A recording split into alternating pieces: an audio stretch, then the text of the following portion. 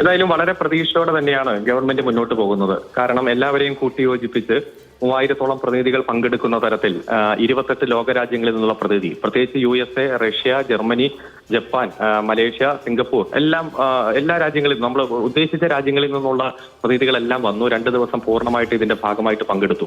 ഇപ്പോൾ ഏകദേശം 374 പ്രപ്പോസൽ, അതിന്റെ അനുമതി പത്രം, അതിന്റെ ഭാഗമായി 1,53,905 കോടി രൂപയുടെ നിക്ഷേപം നടത്താൻ തയ്യാറായിട്ടാണ് വന്നിരിക്കുന്നത്. അപ്പോൾ ഏതായാലും ഒരു നിക്ഷേപ സൗഹൃദ സംസ്ഥാനമായി നമ്മുടെ സംസ്ഥാനത്തെ കണ്ടു എന്നതുകൊണ്ടാണല്ലോ ഇത്രയും കമ്പനികൾ ഒരു പ്രഖ്യാപനവുമായിട്ട് മുന്നോട്ട് വന്നിരിക്കുന്നത്. അതിൽ അദാനി ഗ്രൂപ്പ് തന്നെ ഏകദേശം 30,000 കോടി രൂപ, ആസ്റ്റർ ഗ്രൂപ്പ് 850 കോടി രൂപ, അതുപോലെ ഷറഫക് ഗ്രൂപ്പ് 5000 കോടി, ലുലു മാളിന്റെ 5000 കോടി, ആരോഗ്യ രംഗത്ത്, അങ്ങനെ എല്ലാ രംഗത്തും നമുക്ക് നോക്കിക്കഴിഞ്ഞാൽ ലിസ്റ്റ് പരിശോധിച്ചാൽ സമൂഹത്തിന്റെ എല്ലാ മേഖലയിലും നിക്ഷേപം വരുന്നു എന്ന് കൃത്യമായിട്ട് ബോധ്യപ്പെടുന്ന തരത്തിലുള്ള ഒരു പ്രഖ്യാപനമാണ് കമ്പനികൾ നടത്തിയിരിക്കുന്നത്. അതിനു വേണ്ടിയിട്ടുള്ള 30 സെക്ഷനുകളിലും കേരളത്തിൽ ഏതൊക്കെ മേഖലയിലാണ് നിക്ഷേപം വിളിച്ചു വരുത്തേണ്ടത്, അതിനുള്ള അനുകൂല സാഹചര്യങ്ങൾ, മുന്നോട്ട് പോകേണ്ട സാഹചര്യം, ഇപ്പൊ നിക്ഷേപം വന്നാലും അത് ലാഭത്തിൽ പോകണം, അതിനുള്ള സാഹചര്യം കേരളത്തിലുണ്ടോ എന്നതിനെ കുറിച്ചുള്ള വിശദമായിട്ടുള്ള പരിശോധനയും ചർച്ചയുടെയും ഭാഗമായിട്ടാണ് ഈ പ്രഖ്യാപനങ്ങൾ വന്നിരിക്കുന്നത്.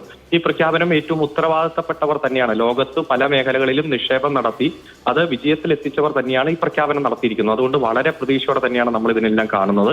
ഇതിന് പ്രതിപക്ഷമായാലും അതുപോലെ മാധ്യമങ്ങളായാലും വലിയ പിന്തുണയാണ് ഈ നിക്ഷേപ സംഗമത്തിന് നൽകിയത്. കാരണം ആദ്യഘട്ടത്തിൽ ഒരു MP-യുടെ ലേഖനവുമായി ബന്ധപ്പെട്ടുകൊണ്ട് കുറച്ച് തർക്കങ്ങളും കാര്യങ്ങളൊക്കെ ഉന്നയിച്ചിരുന്നു. നിക്ഷേപ സൗഹൃദമല്ല കേരളം എന്ന രൂപത്തിൽ തന്നെ പത്രസമ്മേളനം നടത്തി പ്രഖ്യാപിക്കുന്ന സാഹചര്യം ഉണ്ടായി പ്രതിപക്ഷ നേതാവ്. എന്നാൽ അദ്ദേഹം അത് തിരുത്തി. അദ്ദേഹം നിക്ഷേപ സംഗമത്തിൽ വന്ന് സംസാരിച്ചു. ഈ ലീഡർഷിപ്പ്, ഓരോ രാജ്യങ്ങളിൽ നിന്ന് വന്ന ലീഡർഷിപ്പ് എല്ലാം അദ്ദേഹവുമായിട്ടും സംസാരിച്ചു. വളരെ അനുഭാവപൂർവ്വമായിട്ടുള്ള ഒരു ഒരു ഇടപെടലാണ് ഉണ്ടായത്.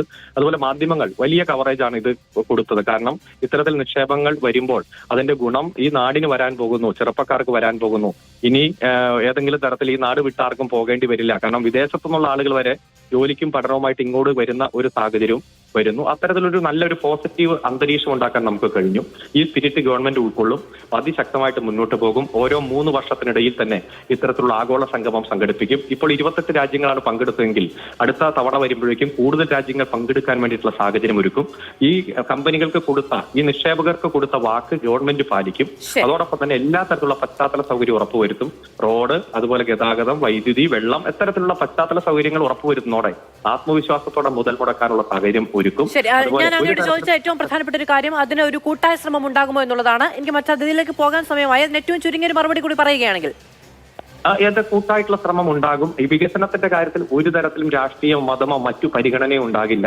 അത്തരത്തിൽ തന്നെ മുന്നോട്ട് പോകണം എന്ന് തന്നെയാണ് കഴിഞ്ഞ 9 വർഷമായി ഗവൺമെന്റിന്റെ നയം.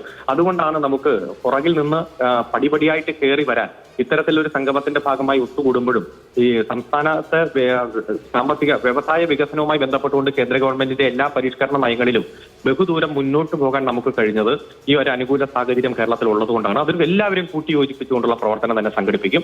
നമുക്ക് വികസിത കേരളം, അതുപോലെ തന്നെ ലോകത്തിന് മാതൃകയായിട്ട് മുന്നേറുന്ന ഒരു കേരളം സൃഷ്ടിക്കാൻ ഒരു തരത്തിലുള്ള വിവേചനം ഒരിടത്തും ഞാൻ അങ്ങയിലേക്ക് വരാം. ശ്രീ KS അരുൺകുമാർ.